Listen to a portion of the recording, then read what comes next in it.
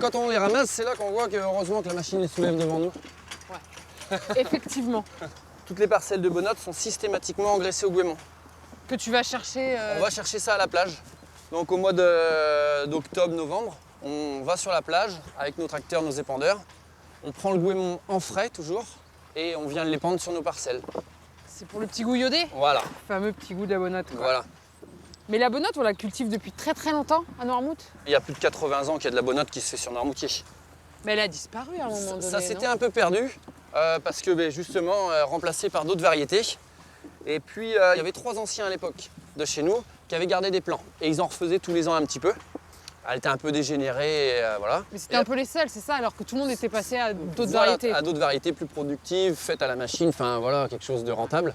Mais qu'est-ce qu'il y a à un Même. moment donné, pourquoi ils se sont dit tiens, on va revenir à la bonnotte? Il y a un moment, quand il y a eu trop de pommes de terre un peu partout, se banaliser, c'est pas ce qu'il faut. oui. Sur un petit territoire comme nous, on ne peut pas se permettre de se banaliser. Donc on a la chance d'avoir le terroir. Il faut qu'on en profite et qu'on fasse quelque chose de correct. On en fait une petite quantité, on les fait bien, on les fait avec du goémon, on les fait à la main et on garde cette tradition.